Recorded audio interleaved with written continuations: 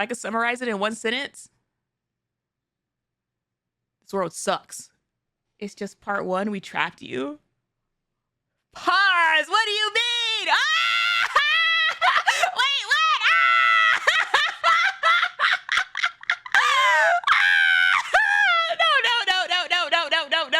No. We're doing part one today.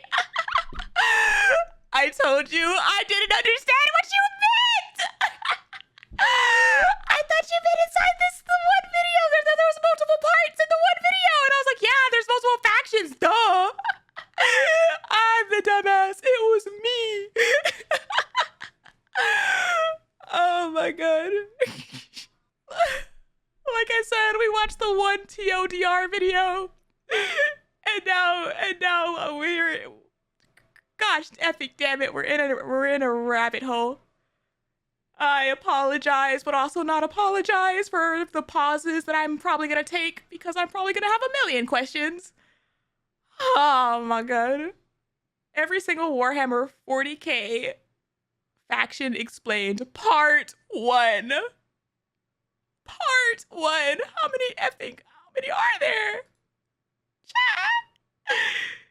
This is every single Warhammer 40k race in kind of a nutshell. They're more accurate though. Explained, a little bit of explanation, a little bit of lore, a little bit of talking about the tabletop, but mostly lore. I mean, I would figure that they would be more accurate because they like cover more stuff. But like right now, I feel like I need summary mode to figure out what the hell what I'm even looking at. Part one is 2 hours long. We will watch the longer ones at a later time, chat. Or what they're all about, and also a little bit of background for those of you who just have no clue what Warhammer 40,000 is. Now you see, Warhammer and Warhammer 40,000 is a universe people hear plenty of, but don't know a whole lot about. They see, oh, there's these dudes in big power armor with chainsaw swords, and they got these big old green orcs, and there's some bugs over there, and everyone calls these guys weebs, and then there's these spiky bitches over here, and I don't get it. Spiky. I don't understand. Where do I start? Well, this video is particularly for you, or for those of you who have a little bit of knowledge, but you're kind of curious about each of the different races and factions in Warhammer. That's me. So overall, the Warhammer universe is vast. What the hell? When it comes to lore and background, and each different faction is so different with the things that they believe in, and some are human, some are transhuman, like where they all have all these crazy ass electronics on them. You've got aliens. Why do his legs keep changing? Chaos factions, and there's so much to entail that I decided to embark on this project to tell you what each and every single one of them. Fool's Door, Screaming Maw, Shriek, Desperation, Angels, Terra and Titan, Gates of Fire.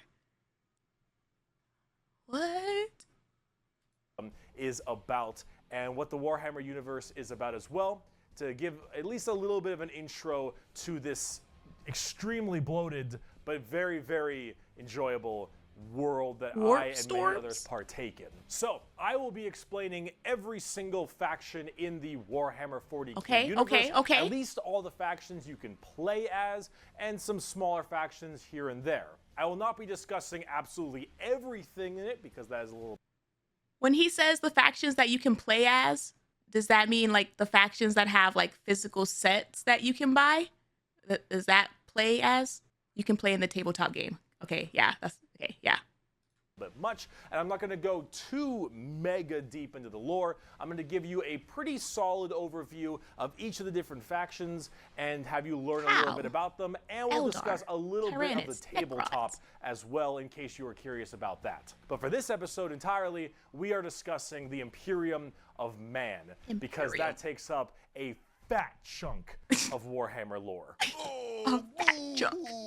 What is Warhammer 40,000? Well, the 40,000 starts off is the year 40,000, the 41st millennium. That's where it takes place. I still remember when that blew my mind in the first video. 41,000 AD. You're already more knowledgeable. Let me read you a quote, first of many quotes in this video. It is the 41st millennium. Oh. For more than 100 years, the Emperor has sat immobile on the golden throne of Earth. He is the master of mankind by the will of the gods, and master of 1,000,000 worlds by the might of his inexhaustible armies. He is a rotting carcass, writhing invisibly with power from the dark age. Did it in the first video that they said Lord of the that he like came out of for nowhere? whom 1,000 souls Like they didn't are really sacrificed every day know where so he that came may from? never truly die.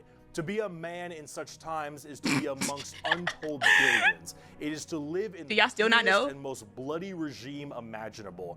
These are the tales of those times. Forget the power of technology and science, for so much has been forgotten, never to be relearned. Forget the promise of progress and understanding, for in the grim, dark future, there is only war. There is no peace amongst the stars, only an eternity of carnage and slaughter, and the laughter of thirsting gods. That's a sucky world. Everything blows.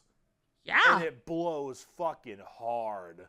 Warhammer is probably the most dark and depressing universes ever in fiction, or at least like top 3. Everything is so absurdly horrible, destructive, or overpowered that it all kind of ends up canceling itself out. It's like Dota.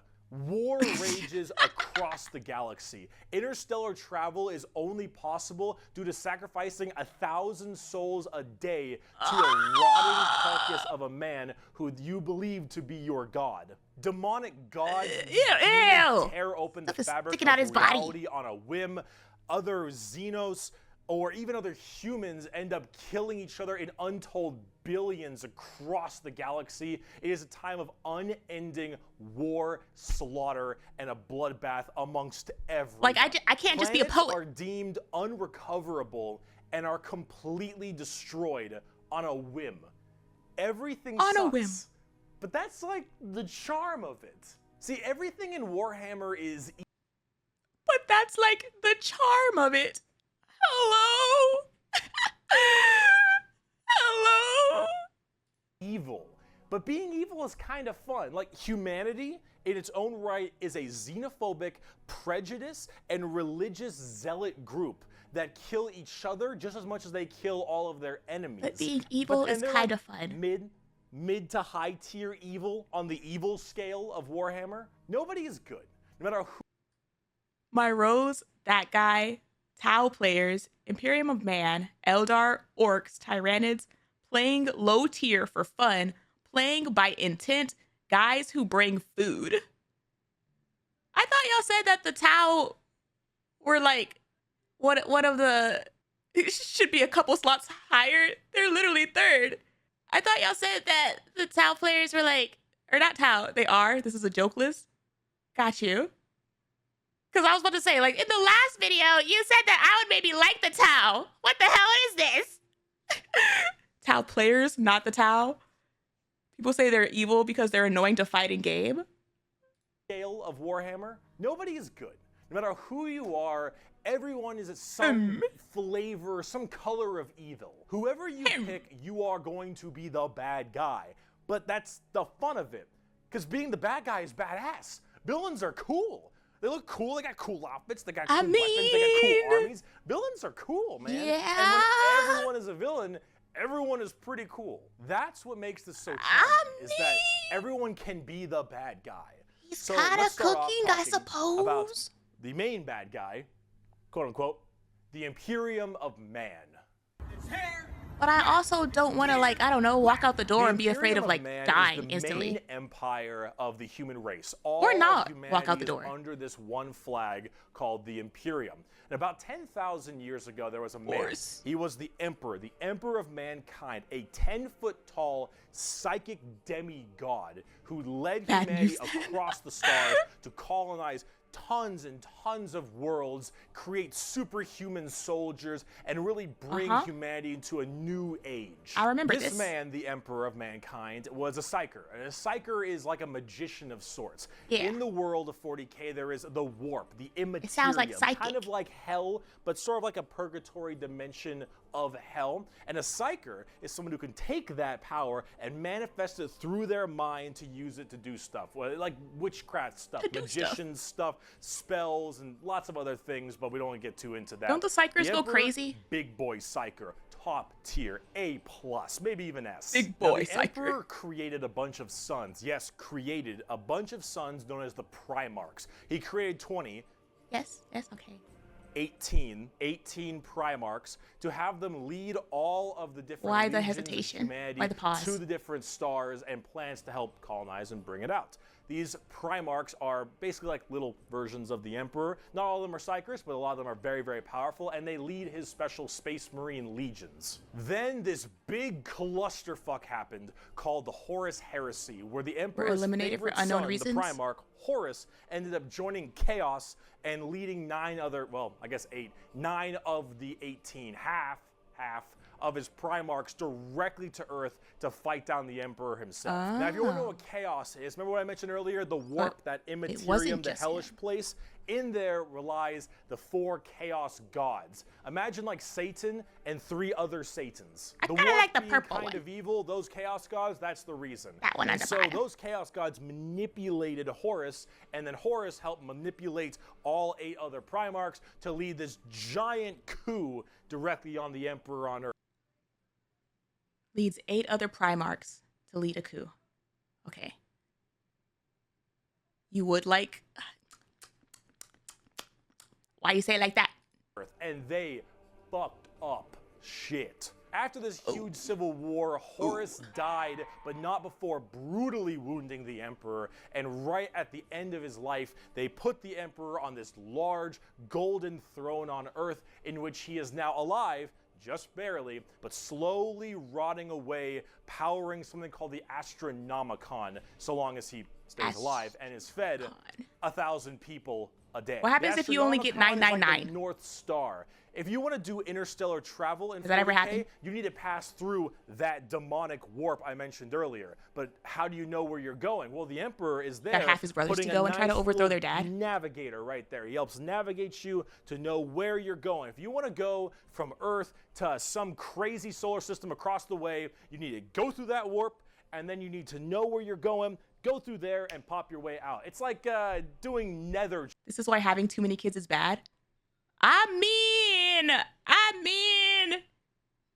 if you're like in a society that like those kids are actually gonna like survive until like adulthood and stuff, then like, yeah, cause then like, unless you're like super well off, then like who's to say that they're not gonna try to like fight for inheritance and like all kinds of other things, you know? Or that's like a classroom of people. How can you guarantee that those classroom of people are like all gonna like each other, you know? It's like a bad time after you like get past a certain number. Oh, also, before we continue on, I wanted to double check in case okay, actually, you know what? Oh my effing God. I'm pulling out the effing notebook for this. I'm cooked. Oh my gosh. Did they explain why? Did they explain why he wanted to overtake his dad? Was it just he turned evil and then decided that he wanted to do that? Let's see. Papa, the Emperor had 18 sons, Primarchs. A mixture of being turned evil and his dad hiding things from him. Got swayed by one of the warp gods, I think. The chaos gods manipulated him, if I remember correctly. The voices. Got it. 18 sons. And then Horus took 8 of those sons. Was it 8? To overthrow Papa. All right. Hi, freaky. 9 loyalists, 9 traitors. 9 loyalists. 9 traitors. All right. All right. Nice even number. Oh my gosh. I can't believe I'm writing stuff down. Oh, I'm cooked. All right. Continuing. Travel in Minecraft so you can shorten the distance between going to areas. So long as the Emperor is alive and being fed 1,000 people a day to stay alive, you can do that. The moment he dies, interstellar travel's gone for all of humanity. I'm surprised you're this invested. Look, man, I'm a lore fiend, okay? And right now I'm getting hit with a lot of lore. If I'm gonna watch a video, I wanna at least understand the video. You're so boned. Now, since the Horus Heresy 10,000 years ago, the Imperium has fallen from grace substantially. All technology has started to dwindle and die. There is now giant fundamental religious extremists that now believe the Emperor of Mankind was a deity, a true living god, which is probably the last thing the Emperor would have wanted to be remembered for. So now you have this thing called the Ecclesiarchy, which is this giant church entirely devoted to spreading the good word of the Emperor. He is now the Holy Emperor God, the God Emperor of mankind, and all of the Imperium has taken up worshiping him to the fullest extent and killing anything that isn't humanity in his name. The Imperium has this futuristic gothic tone to it and a hefty religious zealotry to them. If you think anything against the Emperor, that's heresy and you deserve to die. That is called being a heretic. Heretics die in 40k. There is no such thing as freedom of religion. There is no such thing as freedom of speech, so long as you are against the Emperor. There is no such thing as any kind of tolerance. Everyone is a religious zealot. Some more than others, but no matter what, you're preaching that good word. So right now, the logic of like if you're against the Emperor, you're a zealot, but then like the Emperor wouldn't want any of this, and you're kind of like making up the rules.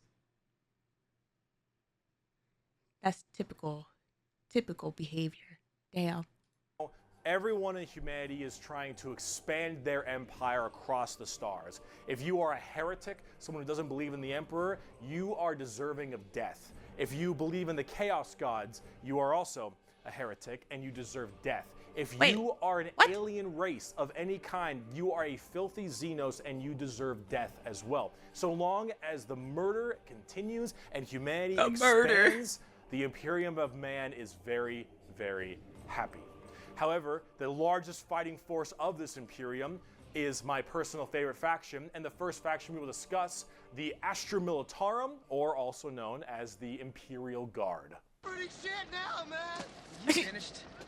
Imperial Guard. The Imperial Guard is the main fighting force of the Imperium, and in a world of horrifying creatures, galactic monstrosities, the literal demons themselves breaking through the fabric of time to kill you, the Imperial Guard are untold billions of regular men and women wearing modern day like flak armor with a laser rifle. The cannon this is fodder. the humble lasgun, the main weapon of the Imperial Guard. Regular dudes. It fires superheated plasma lasers at an extremely fast fire rate. It is reliable, never jams. It can blow off limbs, giant holes in concrete. It is overall an extremely devastating weapon in modern day. In modern day. One of the weakest in the 40k universe. As a flashlight. A laser rifle that never jams, it could blow off limbs. One of the weakest weapons. He really was building that up too. But who cares? Because the Imperial Guard has, in each battle, 500,000 of these men and women.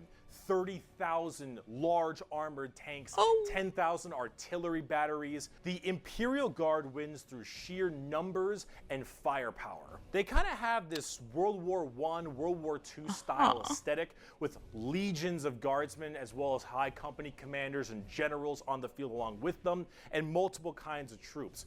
A normal Imperial Guard battle starts off with artillery, long lines of artillery, cracking the crust of the planet underneath the enemy's feet.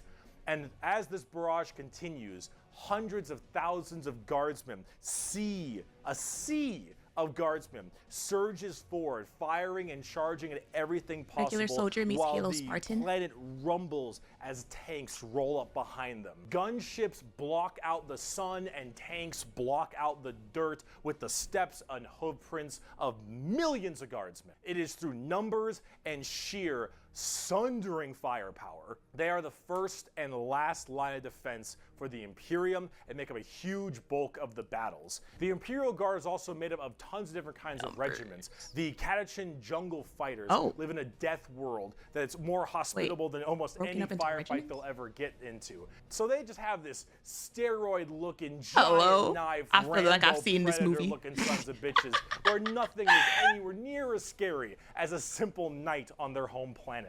You have the Valhallan Winter Soldiers who haven't felt their toes in 300 years, the Mordian Iron Guard who are more interested in making their shoes shine than actually fighting a battle, and then of course the big one, the Cadians from Cadia.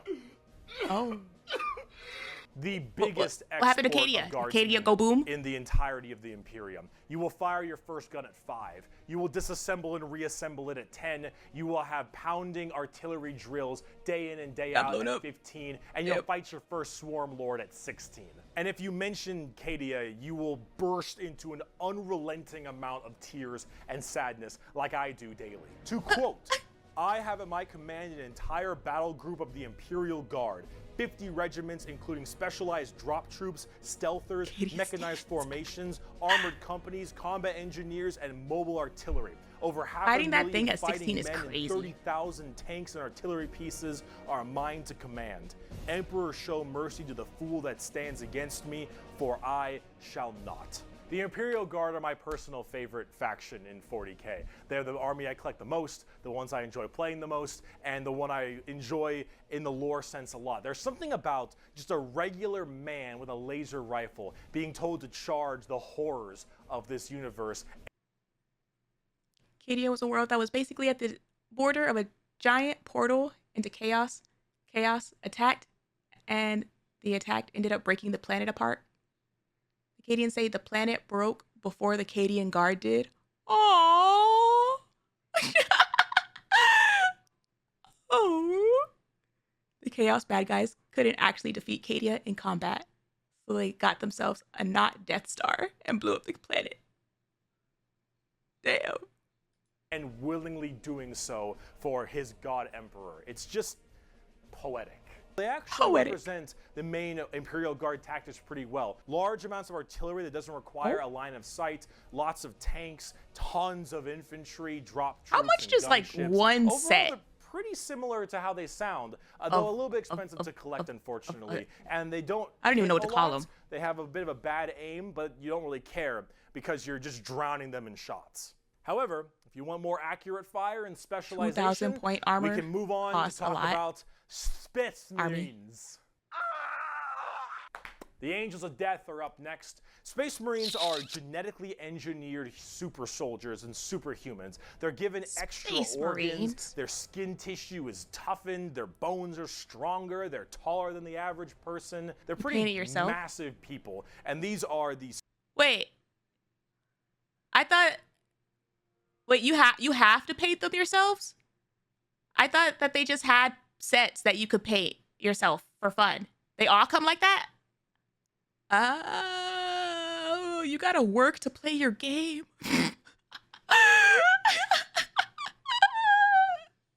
You gotta paint and build up every soldier by hand before you can paint it. Painting is half the fun. This is why I like Gunpla. I've had a friend that like painted them before, but I thought that like he just bought the set that way, and that they had painted sets. Damn, a 9 to 5 before you can play.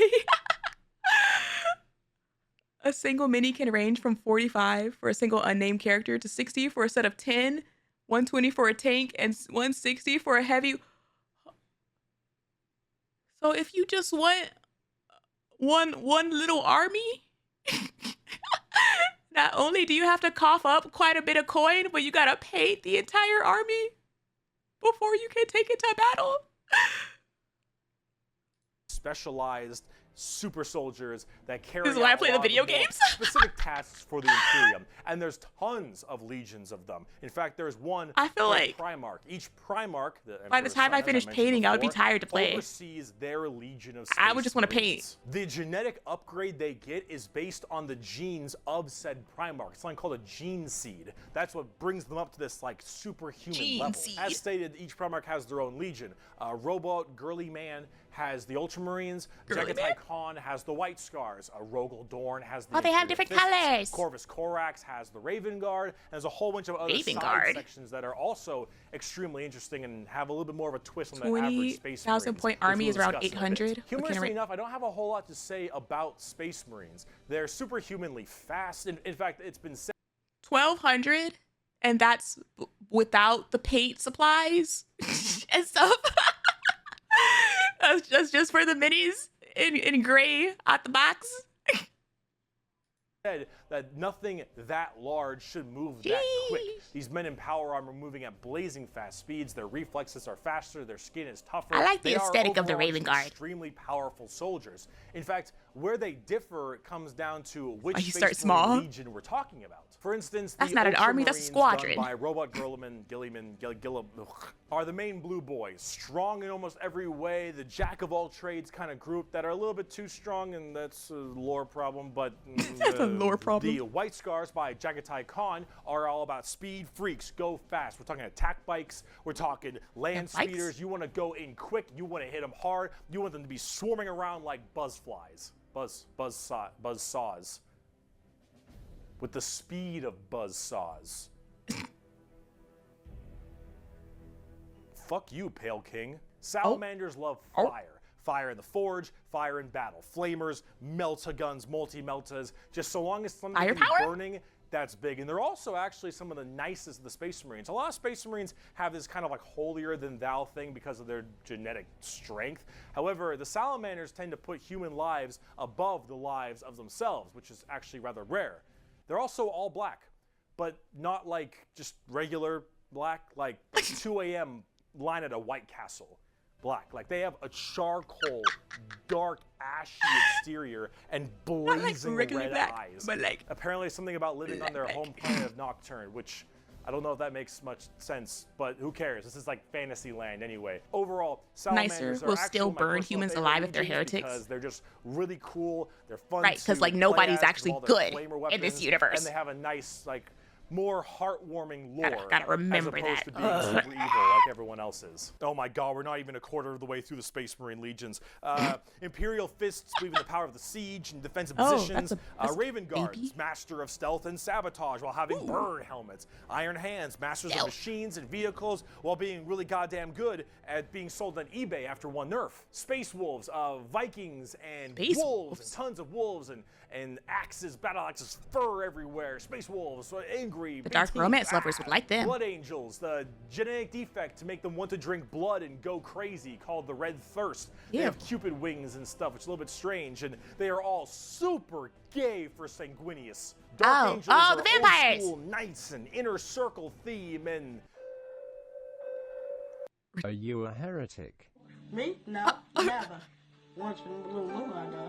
Death Watch, fancy anti-Xeno troop that nobody plays. Me? because Death No, Watch, no, they no. look cool though, but no one plays them. I don't know about Death Watch. They're there though. Black Templars for the people who, if you haven't prayed at least 3 times a day, you're gonna start praying out that airlock. And I'm sure there's some other chapters I may have missed as well, like Crimson Fists and stuff. But those are the main ones right here. Here. Quote from the Emperor himself. They shall be my finest warriors, these men who give of themselves to me. Like clay I shall mold them, and in the furnace of war I shall forge them. They shall be of iron will and steely sinew. In great armor I shall clad them, and with the mightiest weapons shall they be armed. They will be untouched by plague or disease, no sickness shall blight them. They shall have such tactics, strategies, and machines that no foe will best them in This is like battle. TLDR. They are my They're gonna be bulwark against badass. the terror. They are my defenders of humanity. They are my space marines, and they shall know no fear. And on the tabletop, they fuck. Oh, they fuck hard. As of making this video, Space Marines are laughably strong. That might change at some point, but overall, Meta players Space got Marines mad, just they got have nerfed. It's like a Swiss Army knife, a tool for anything you need, except it's like a gold-plated Swiss Big Army blue knife. boys. It is extremely strong. If you are actually getting into the tabletop of Warhammer, Space Marines are a great start. Also, whatever gameplay style you have, whether you want to be sit back with long range and heavy weaponry, go fast and run in, or even just full melee, all of these options are totally there for you. They're the Space favorite faction and Marines get a lot of are focus and super love. badass. But unfortunately, it's time we start praying to our new god, the 2011 Honda Civic. So is it any wonder people are afraid of technology? Technology! The Adeptus Mechanicus. The Adeptus Mechanicus are a technophile cult on Mars. Technophile now, These cult. people are a little bit weird because they don't actually really I'm learning all kinds of believe in terms. the Emperor of Mankind. And you might think, oh, whoa, Bricky, that sounds like some heresy. A little bit. They believe in the Emperor. They Okay. believe in his power, but they don't pray to him. They pray to something called the Omnissiah. And the Omnissiah is this kind of machine god that they believe permeates in all machines. And if you think, well, wait a minute. Sounds kinda they believe in loophole. a different god as well? That sounds like super heresy. Well, yes-ish, but they also make all your guns, and they make all your tanks, and they make everything that you have. So you can't really tell them to fuck off because you're not gonna win nothing if you don't got stuff to shoot people with. See, their Omnissiah, at least makes sense from their standpoint. They believe it to be a deity that permeates through all machines. Can't really tell them to your F Honda off. Civic, your standard bolt gun, your Dune Strider Walker, your giant mechs, your huge ships. The giant mechs. Omnissiah is present through all. And the only reason your stuff works is because the machine's spirit in it says it works. If you want your gun to work, your tank to run, you must pray to it. And I mean full stop. You need to start chanting in high Gothic. You need to burn incense. You need to sit on your knees and pray to that car. You need to rub oil on your robes, and you need to go ahomina, homina, homina, homina, homina, homina. Full stop. If you want your damn thing to work, if you want your gun to fire, you need to do that. They are very bizarre, and they actually have a bit of a point because it's obviously working. And if you look at them, I don't know how that works. Wait, so does everybody have to do that? Or do they do that to get everything else to work for everybody else? All machines are sacred and have souls. Is what you do when the check engine light turns on. Only do that. It's illegal for normal people to do that. They do that to get tech to work. So they do that for all the stuff that everybody else gets. No one knows how the tech works anymore. They all forgot except these guys. Okay. Cause see, I was wondering in the back of my head, like, why the heck did they find themselves in a situation where only one group makes all this stuff in the first place? Now I see. Damn. So they obviously know something about what they're doing. The most notable member of the Adeptus Mechanicus is Archmagos, whatever, Belisarius Call. Look at this dude. Look at this dude. Yeah, this is the group we're talking about. These are these weirdos. Here, the Omnissian Creed. Oh. The Credo. Our enemies credo, may rest, Omnissiah. but rust never sleeps. There is no truth in flesh, only betrayal. There is no strength in flesh, only weakness. There is no constancy in flesh, only decay. There is no certainty in flesh, but death. Flesh is weakness, flesh is death, The Omnissiah is the god of the machines, and if you wish to be whole, if you wish to be holy, if you wish to give unto him, you must saw down your limbs and remove your organs and replace them with mechanical parts, because that is what he wants, and that is how you will become enlightened. Hard techno fires mixed with religious I don't think I want to extremism. do that. Dentus Mechanicus. Now, for their army side of things, they are with the Skitari. The Skitari operate with very bizarre weaponry and lots of different kinds of vehicles, Skitari. tanks, and different people in between. They're very weird, but they have extremely wacky and enjoyable, and in fact quite effective, both in the real game and in the lore, weaponry and gear. Overall, as an army on Rude me, tabletop, they're very weird and have a whole bunch of different shenanigans. But if you like kind of that quirky, wacky techno They thing, look like bolts. I'd give them a pickup. Bolts Hell, and bobbles. They're so paranoid. I gotta keep going. They're so paranoid and crazy. These Dune Striders you see right here, one guy was able to make them work. One guy, and he died. And they're so scared they'll never work again that they keep them on and they never turn them off, and they run around in a circle the whole time until they need them, and then they corral it and they go to battle. Like a cow. That's wow. The Adeptus Mechanicus. Now, if you want to talk about faith, though, I'm scared it's not gonna work no more if we let's talk turn it about the off. Sisters of Battle. A simp has fallen for an e-girl in Lego City. The Sisters of Battle of the Adeptus Sororitas, if that's how I pronounce it correctly, is an all-female group of battle sisters going through the ecclesiarchy section of the Imperium. The ecclesiarchy is, of course, crazy the church. This is, imagine a private army of the church, which is scary. And it is. The sisters are an extremely zealotous force, and they take this to a full extreme. They believe in three main things: faith, martyrdom, and fire. Through the bolter, the flamer, and the melta, the Sisters of Battle are extremely potent at taking out chaos and heretics. Mainly heretics, because as they are a fighting section of the ecclesiarchy church, that's the big thing they want to kill. Any form of heretic will face the Emperor's justice through those three main weapons: the bolter, the flamer, and the melta, and they will do so with extreme prejudice.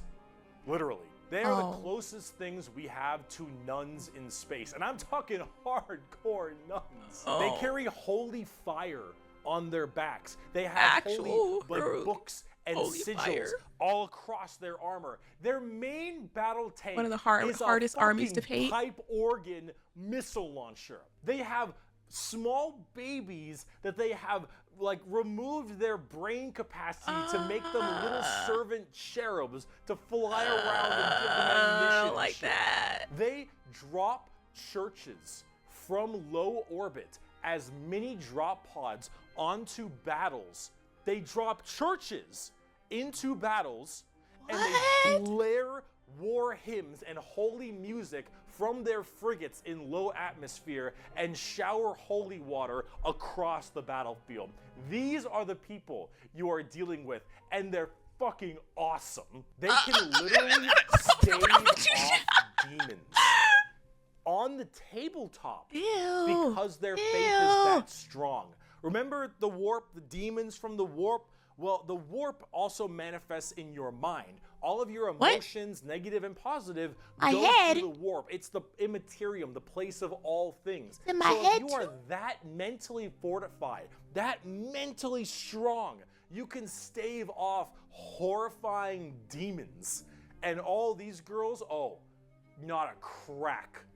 Not a crack in that mental armor. Now, as much as a meme as they are, and as much as their models look a lot like Ongo Gabloglian, which I can't unsee anymore, I gotta say, I love their design. I think they're extremely cool. They're another army that I'm currently collecting. They just released a whole new line of figures very recently, and they look wonderful.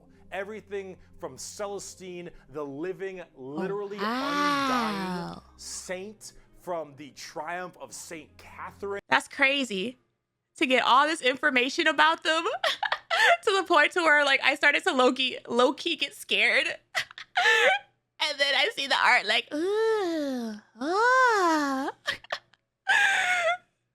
one of their mechanics are called miracles, where they have a chance to survive certain situations by sheer luck and faith. Miracles. Which is literally a funeral procession as a model. Those What? organ tanks I mentioned earlier. This shit is the As a most model? over-the-top badassery in a lot of the Warhammer universe. And goddamn it, is it over the top. But Sisters of Battle are so cool. While I'm a guardsman at heart, Robbing churches is crazy. This is such a All I can think about cool is Dorothy. faction. By Bolter Shell, Flamer Burst, and Melta Blast. It's like, you did the that on mutant, accident. the We do it on heretic, and the purpose. traitor alike are cleansed of their sin of existence. So it has been for 5 millennia, so shall it be until the end of time.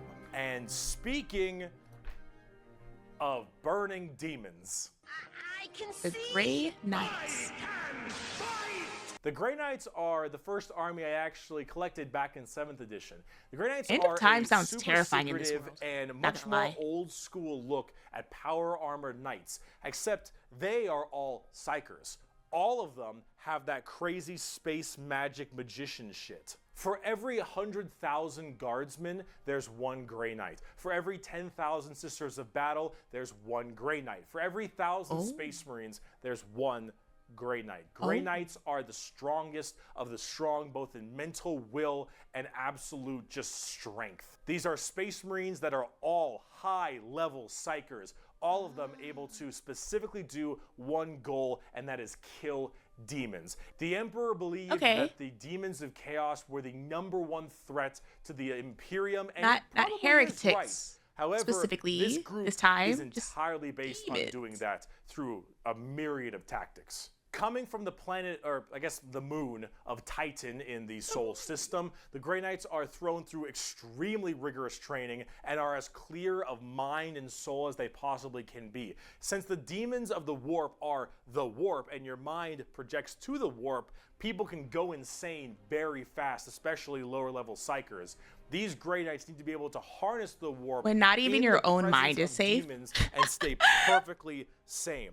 One of their characters, one of my favorite characters, is named Castellan Crow. He has a demon blade, Castellan the black Crow. blade of Mahamahama, and he has to have it on him because it tempts everyone nearby, constantly beckoning them. Use my power, use my strength, suck my penis, whatever the possibility. And so he has to keep it on him all the time as this thing whispers to him consistently, and he has to stave it off forever, being alone in his chambers or on the battlefield, because anyone who gets too close to it might be tempted a little too hard. He is that pure of heart and mind, and all the characters in the Grey Knights are basically like that. The only you like issue hear is sword that, whispers in your Grey sleep? Knights have a scorched earth policy. And when you take a shower, more ways than one. you go to the bathroom. If they're fighting demons, demons corrupt and make people crazy. The One Ring. So if Put I'm in a a sword. guardsman and I'm fighting demons, and the Grey Knights arrive, and they kill all the demons, I'm a risk. And so guess who's not making it out of there? On the tabletop, they're Damn. very strike fast, strike hard kind of people. They teleport all around the place. They are fast strike groups, small amounts of models because they're so dang You're like, strong. I'm You not only even have a demon. so many We're characters, fighting the but same with it, you guy. get in there, That you're very sucks. tough, very tanky. You hit really hard, and you try to bounce around the battlefield quickly, but you don't have numbers, and That so was holding every your head. dead Grey Knight hits really damn hard. They're fun though if you like that kind of fast striking kind of army. Oh, and also Caldor Drago is a thing. We're not even going to get into Caldor Drago. All right, that is oh my goodness gracious. I am the hammer. I am the mail about his fist. I am the spear in his hand. Though we are lost, I am the shield on his arm. I am the flight of his arrows. I am the hammer. I am the sword. I am the shield. Does I am everybody have one of soldier these at the things? battle at the end of time. Grey Knights are pretty Again, hardcore. in this They kind of are world, as end of holy time as sounds you a can little get For a scary. Space Marine. If you like Space Marines and you want to, think they're holy enough, you want to be holier, Grey Knights. Now, if you want to be holier and big, let's talk And Imperial Knights. Oh, Lord, he comes! Do you Imperial like Knights. gigantic walkers the size of homes or medium-sized buildings? Do you want to kill heretics, but you want to kill like Wait, is 40 there a- of is there a them guy in per there? turn? Do you want a gigantic, old-school knight noble house style of walkers with giant chainsaw arms? Then you got Imperial Knights. Pacific Rim? Imperial Knights, it's not a lot to talk about them because they're just gigantic walkers, but they have this old-school, like, house feel to them. Like, literally, like, they're houses. Each Imperial Knight comes from a house, and each of them act in their own special way. These behemoth of walkers also destroy almost everything in their path, killing full swaths of squads in a couple shots, stepping on legions of troops. Like, these things do not mess around, and they look so cool. Imperial Knights and Chaos Knights, actually, for that matter. I feel like that's been everybody so far. They're do just not mess around. super big, heavy walkers, and they look different depending on your house or chaos god you currently believe in. And overall, these things are just really cool if you want to murder everything in your path. They're the big, scary, big unit of Warhammer, and if you want to collect them, go to town. They make for a great painting project too. Getting more back down to earth. Let's talk something about a little bit different, a little more gold. Gold? If guardsmen are regular soldiers, Space Marines are super soldiers, Grey Knights are super soldiers, the Adeptus Custodes are super soldiers cubed. The Adeptus Custodes are the third major army I own. Cubed? I know, 3 armies. I know, I got carried away, okay, but that's all. I only have 3, okay? They are our final brand of Space Marines, but these ones are super special. Okay, if a guardsman is 6 foot, a Space Marine is 7 feet, a custodian is 8 feet. These are the giant defenders of Holy Terra, which is also Earth. Earth is Terra, Terra themselves. These are the people that literally guard the Emperor's throne room, hence custodians. These boys protect the Emperor's throne room at all times and are literally like handcrafted people. They're not humans brought up by a gene seer or something. These are all handcrafted super soldiers. I think from a tube. These behemoths of men are like 8 feet, 8.5 feet tall, and functionally immortal. They stand still, spear in hand, for hundreds of years without the need to sleep and barely even the need to eat. Oh, like literal statues. Over the throne room and every other area of Holy Terra for their entire purpose in life.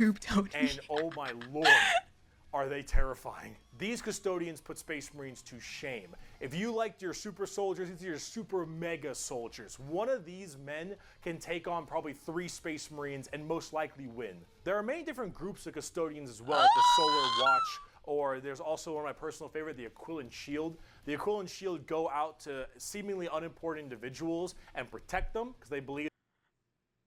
I feel like every single group I'm introduced to, I'm like, hey yo, they're kind of scary, and then I get a new one. Hey yo, they're kind of scary, and then another one. Hey yo, they're kind of scary. Like, I don't know what is this. That they are going to be doing something very important in their lives. For instance, let's say a regular guardsman gets the protection of this giant 8.5 foot single fighters. They work well together, but they don't use high level squad tactics. End up becoming a general one day or something. Do they need to? The custodians work in mysterious ways and are almost always outnumbered, but never outmatched. These people are pretty horrifying, both on the tabletop as well as in the lore. There are very few of them, however, and there's actually an extremely small amount of them. But that's kind of the point. There's only so many of these people that can have war gear this strong, weapons this powerful, and training this good. And the custodians have all 3 of it. For 100 years, the painting was also really nice. Amidst the somber shadows of the Sanctum Imperialis, I was still as a statue, but always ready. Always attuned to dangers unseen. Days, months, years passed by in a frenzied blur beyond those walls, yet within little moved and nothing changed. For 100 years I did not but wait, yet had any threat appeared, I would have struck it down in a heartbeat. I've stood at this spot. I stood my watch, and as it ends, I can tell you this: patience is a weapon. The custodians are the top dogs of the Imperium, and when it's time to move, just that same way. Though I do want to discuss a little bit about the Sisters of Silence before we get out of here, because the Sisters of Silence I also have a few of, and they're really fun, but they don't get enough attention. These kind of bald plume ladies are a whole group of pariahs are also known as blanks. We'll be referring to them as blanks from now on. So as every mind is somewhat connected to the warp, these blanks are a genetic mutation that has it suppressed heavily. Because of that mind suppression, normal people feel this weird, like, uncomfortable nature when around them. When a Sister of Silence walks past them, you feel ill. You feel just uncomfortable and strange. So most of them don't actually live past childhood, because once they are birthed, they're, well, you know, killed or something at a very young age because they just emit a horrifying aura. These ladies, however, are guardians of the throne as well for more psychic threats. See, none of the custodians are psychers, so they have a difficult time dealing with major demons and other kinds of psychic phenomena. These sisters are extremely specialized in it, all of them taking a vow of silence as they don't speak, hence the term Sisters of Silence, but they communicate through hand gestures and things of that nature. But if there's a demon issue, if there's any kind of warp-based problem, the sisters are extremely adept at dealing with them, thanks to their blank gene. They normally work a lot of time with the custodians because they have to deal with both kinds of threats, but they're not represented that way on the tabletop. In fact, they only have like one real model for them, which is very unfortunate. I hope they'll get some like news soon, because I think they should really be working together as it is that way. Do people try to attack the Empire often? But if we're talking about blanks, let's talk assassins. They were talking about waiting for like 100 years. It's been a long video. We're about to round it out. We got this and one more human thing, and then we're done. The assassins, though, the Officio Assassinorum, oh boy, these people are deadly. Yeah, they're called assassins. They should be, but oh man, these people will mess you up. So these are from the Officio Assassinorum, a very special organization, and they are handpicked by the Grand Master of the Officio Assassinorum from the what was it called? Schola Progenium. It's basically an orphan school. Your parents got murdered by demons or something. An orphan school? To this and you get trained to be whatever. Tempestus Drop Troop, an Inquisitor, maybe even. Maybe you get a blank gene and you get thrown into the Sisters of Silence, or sometimes you just disappear. When you are taken, however, you go to one of 4 temples, because we're just gonna move on past that. We're just sometimes you just disappear. Continuing. What? The Assassinorum works in the temple style of things. These temples are the Vindicare, Caluxus, Calidus, and Eversor temples. Let's start with the Vindicare. I'm far away. I've been sitting here for 3 weeks. Poof! The Vindicare temple is the main sniper-based temple. Gigantic sniper rifles for all these assassins. Their whole point is to be able to be in a spot and sit there, eye and scope, for weeks, waiting for their perfect target, taking people out from literal do you need 1,000 a day away after extremely long time periods. The Vindicare Temple is about precise, perfect aim. There have been reports of Vindicares being able to single out particular body parts from over 2-3 miles away. Temples in the head, the jugular, for instance, and been sitting there after weeks. And when they're ready, take that shot. Time is done. Packs them up. He said, "Who needs a headshot? I'm going for throats." It's a lot more about shape shifting and devianott. It's mostly a female-based one, or at least it seems to be, and this allows a lot of body augmentation for certain individuals to be able to kind of transmorph themselves and infiltrate areas that are problems. These assassins like what's her name? Will end From up X-Men? taking missions that take them years, 2-3 years, to infiltrate a heretical group and slowly work their way up, just to get enough time to put a bullet into the main target's head and then escape unharmed. Like what kind of transformations? Become the main target and sabotage it from within. These are all completely about deception, mind tricks, polymorphing, and everything in between. And lots of drawings. Lots of drawings. The Eversor Temple. Just kind of disturbing one. The Eversor Temple is about when you don't want anything to come back alive, friend or foe. You want it all dead. And Eversor is psychogenically conditioned with just psychotherapy and psychological torture to only feel violence, hatred, and anger. It does the Clockwork Orange style of thing of just making you forced to watch never-ending pain and misery and psycho conditioning I guess is the term. And then they pump you full of tons of psychedelic drugs and they cryo freeze you. Wait. And then they drop you in an area where they just want to make sure everything is dead. And then I can't just get killed. What is all that? Hello? Where's the sniper guy? Like, just take me out. What the hell is all that extra stuff? It's like, no. Call the sniper back over here. Oh my God. you defrost, full of just But all where's this the fun in a quick insane, death? Hey, mind-boggling yo. psychotherapy and psychedelic drugs. You get killed by a and you League of just Legends go to player. town. Ain't no Yeah, way. You don't care if anyone comes back alive. You're like, all right, lost cause, send them in. Finally, there's the Send most 'em in. bizarre temple, the Caluxus Temple. The Caluxus assassins are Every feared living thing in an even area among dead. the other temples. So that blank gene, the people will go to the Oh, Caluxus Temple what? with this as well.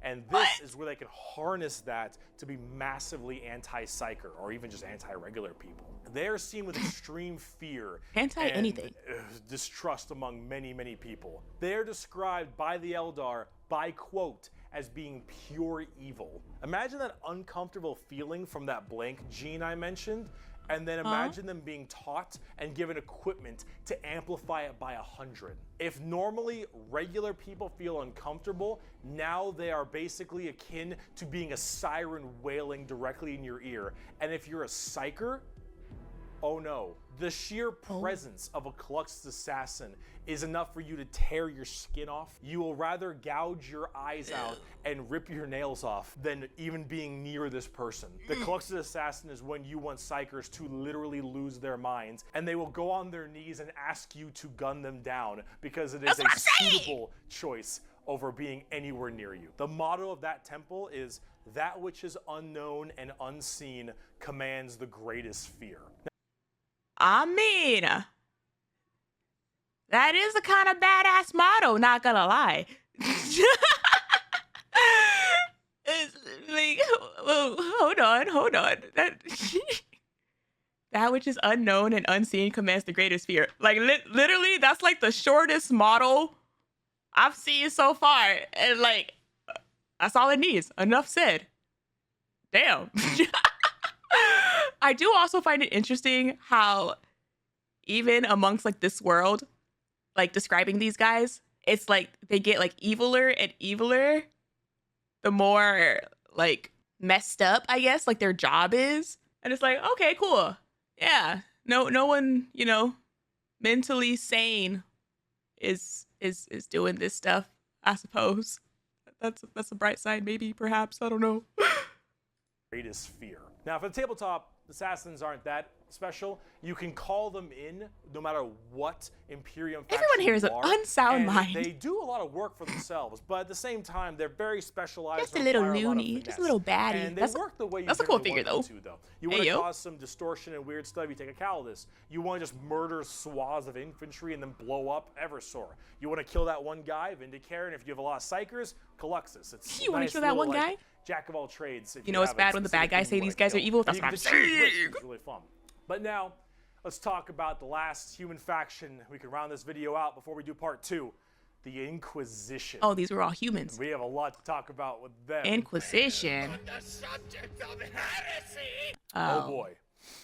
Where do I even begin with the Inquisition? That sounds like a fun Take name. every secret police you can think of. The KGB, the Gestapo, the CIA, FBI, any of these kinds of people. And then mark it up by about 10 and give them the most power in the entire Imperium. Oh. No, you know what? How about this? This right here, it's not just a quote. This is the Imperial motto, the motto of the Inquisition. I apologize for my bad pronunciation. Innocentia nihil probat. Innocence proves nothing. The most powerful organization in the Imperium, the secret police, their #1 motto is innocence proves nothing. Hey, yo, what the hell? Oh, ooh. Sheesh. Okay, hold on. Let him. Let's hear him out, chat. The Inquisition goes around like the secret police or like detectives to find issues in the Imperium. And they have different ordos depending on which one we're talking about. The Ordo Hereticus, the Ordo Xenos, the Ordo Malleus, for instance, and a whole bunch of other ones. Hereticus is obvious, they deal with heretics. Xenos tries to find alien threats, and Malleus is demons. They all have different specializations in what they're trying to go for as this Hear what everybody has to say. And that's what they're called, Inquisitors. Each of them, as an Inquisitor, has their own free reign to do as they wish. They may have a ship and a crew, and they go out to Innocence find problems proves and nothing. interrogate people. It's a lot. crazy. They are above the law in every department over Space Marines. Now, the Space Marines might argue against them and stuff, and there might be a lot of blowback, but technically they are above them as Inquisitors. They are looking to investigate and figure out coups and cults and demonic incursions and possible Xenos issues. Okay, but here's my thing. What's the point of investigating if innocence proves nothing? You're gonna cook them anyway. Like, if you're found innocent, you're found guilty of wasting the Inquisitor's time. Gene stealers Gotta know. or a new threat coming into an area. They're about learning that stuff and actually doing detective work. And memes aside, they're pretty good at it. The just Inquisition having all of this power knowledge. does make them a little bit power hungry and frantic sometimes. And yes, it is still a bad thing, but most of them are Sometimes. pretty good at their job. And they spend a lot of time being very diligent to make sure that all of these leads they follow are proper and correct. They're basically space detectives with just enormous power. And sometimes a bit of a power So it complex. And literally we is haven't just even to talked know. about Exterminatus yet. Exterminatus. Exterminatus is deeming a planet unfit to be saved. I deem that this planet is demon infested, and taking it back will cost too many resources and is not worth it. I have now committed Exterminatus on this planet. I will now sign the death warrant of an entire Imperium planet as it is unfit to take and better to be destroyed than allow the enemy to hold it. This can mean saturation bombardment. This can mean cracking the planet's core and breaking it apart. Doesn't matter. Render this planet inhospitable to all life.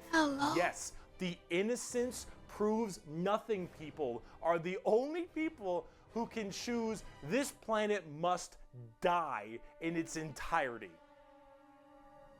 Yeah, you're playing the villain. Now, it is memed a lot, but most I like how he reminded us of that. Yeah, you're playing the villain.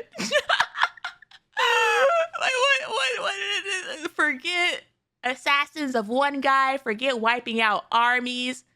We're going after planets now. That's wow. Inquisitors are very rare to do Exterminatus. Exterminatus is a very crazy thing. There's only so many worlds that you don't want to destroy all of them. Now, naturally, with the memes aside, there are some people who are a little bit rough on this one. But most Inquisitors generally don't like to do Exterminatus a ton, but it is an option they have. And it's a crazy Definitely option. not gay for Celestine. Secret Police Inquisition are unfortunately not represented on the tabletop. Must be very bad for this to happen. You generally kind of put one. Well, I guess it's nice that they take that into consideration. A couple special options there and some. We have side limited content, planets, but they're not really fleshed out very well. And personally, they need a lot more stuff put in there, and they really need a lot more effort put into them. And they're not. One Inquisitor did that a lot, and they basically revoked his Inquisitor status. The Inquisition makes for a lot of the best storytelling as well. Because you're blowing it's a up little too many bit hard planets. to talk about a big story of a whole bunch of Space Marines killing something, right? It's just a big okay, but battle some of them story. look It's not really as cool. interesting. Having that, and by cool I mean intrigue hot. and that moral dilemma that an Inquisitor has makes for a lot better media. And honestly, the more people do it, I think it's better, because then it adds a little more humanity to the Warhammer horrible grim darkness. And wow, we just finished the humans. All right, come back for part 2 when we talk about Chaos and Xenos, because we're talking about the full Chaos gods and all the Chaos Marine legions and the Tau and the Necrons and the Orcs and we got a lot. I'll see you in part 2. This was just the humans. This is just the human Shenanigans! What the hell are the non-humans up to? It feels like the humans are already doing everything!